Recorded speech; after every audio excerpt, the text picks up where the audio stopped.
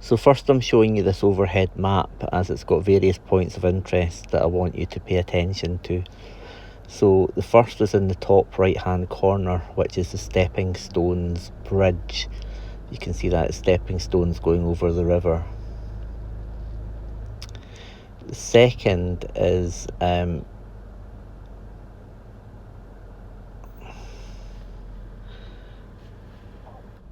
adjacent to the top of the screen, slightly left from where the stepping stones label is, you'll see a little opening that takes you back to the main road.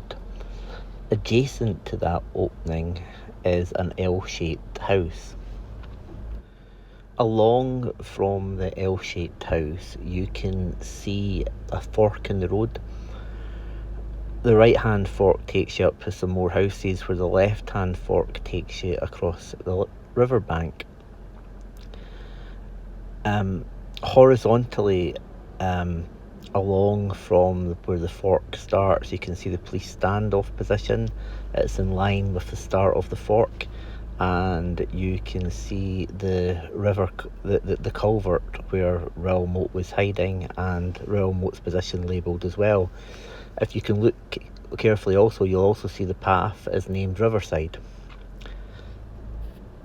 I will draw your attention to all these reference points during the video to show you this is the exact place Raoul moat was hiding for that week in the summer of 2010.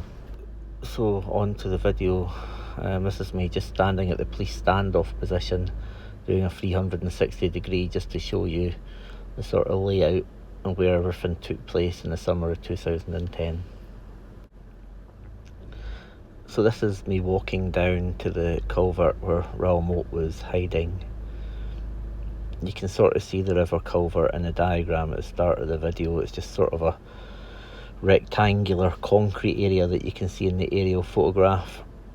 So that's the culvert here. And as we walk down, you'll see why it was the ideal hiding position and why it took the police a week to find him.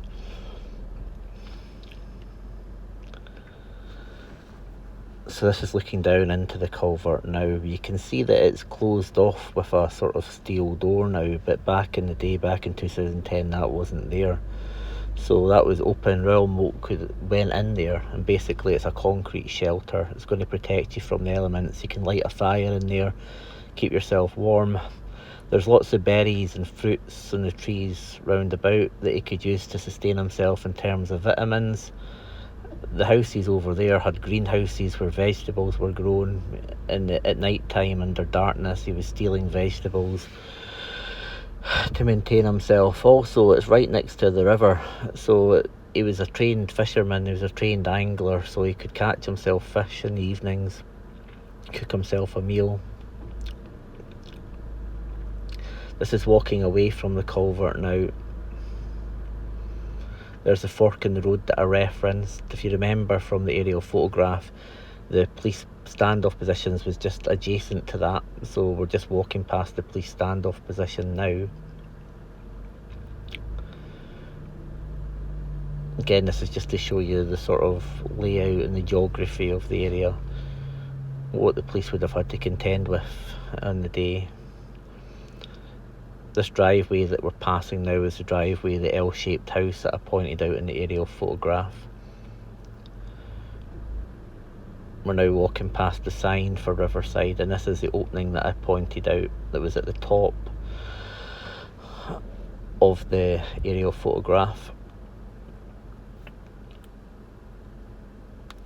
And we're now walking along to the Stepping Stones Bridge, which you'll be able to see shortly.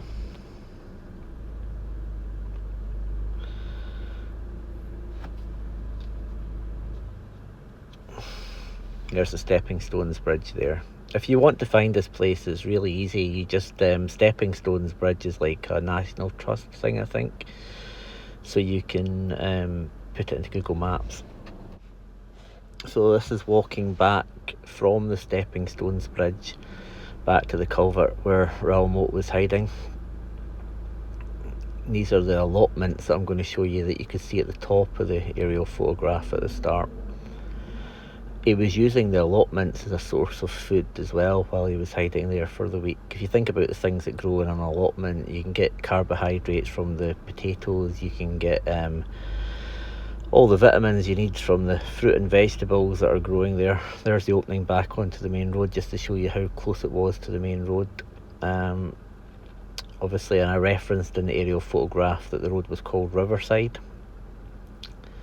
There's the point there. It is a private road now, but I don't think back in 2010 it was. There's the L-shaped house that I referenced in the aerial photograph at the start as well.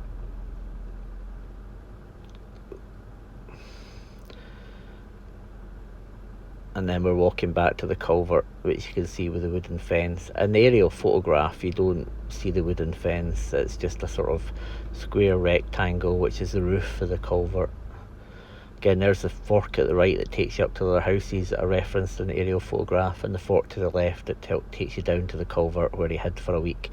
Like I say, he could get all the vitamins he wanted from the vegetables and the allotments in the nearby houses, and the greenhouses, and carbohydrates from the potatoes. There was a river right behind his little hiding place, so he could catch fish and get some protein.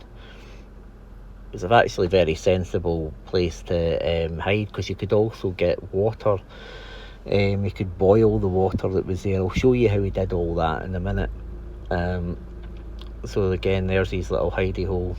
It's got a concrete roof, so that would keep out all the sort of elements and keep them relatively warm if you light a little fire in there. There is ventilation in there. I know you might think there's not because there's a concrete roof, but I've been inside there and there is ventilation, so you could light a fire and not be overcome by fumes. So there it's there. There's the door to it. I know it's saying that the water level can get up to 7.5 there, but to be honest with you, it was in summer, wasn't it? It was in July. So, the temperature then would have been very hot, a lot of water evaporating. In England in the summer, the water levels are always really low. You hear all the appeals and hosepipe bans from local councils and water companies and things like that. So yeah, the water level then would have been low. I don't think that would have hindered him too much. But if you look over in the corner here, I'll show you how he sort of prepared his meals and stuff. So he was basically hiding in here. Just showing you the relevant, how the proximity to the local houses, how scary the shootout must have been for the residents. So this is us heading down towards the riverbank. There's a river there where he caught his fish. In terms of cooking them, if you look over there, there is a little concrete sort of shelf, I suppose you would call it, and he had that set up. He had like a metal grill set up over that he used as a sort of makeshift barbecue. So when he would catch his fish in the river, he would cook them there. And also when he got his water from the river, he would boil it there so it was safe to drink. So where he was, he had a fresh supply of protein in terms of fish, fresh supply of the river provided him with a fresh supply of fish for protein, fresh supply of water. There was carbohydrates from the potatoes and the allotment across the road that he could enter under the cover of darkness, and vegetables and fruits all round. It's the perfect hiding spot. It's a sort of hiding spot that if you've got survival skills, you would never actually have to leave it. He could spend his days inside that little concrete shelter, eating what food he had stored. Under the cover of darkness, they could go into the allotments and restock in terms of potatoes and vegetables. Under the cover of darkness, they could also fish as well. There's no reason that he couldn't survive permanently in this little place. I think how he was caught was one of the local residents. He got a little bit too confident, and one lunchtime he sort of appeared from cover. He broke his cover, and one of the residents in the houses that are in that fork that goes up to the right phoned the police and said they thought they had seen him, and that resident phoned the police. The police were there within hours, and there was a big standoff. And in terms of the car park, even Gaza turned up, didn't he?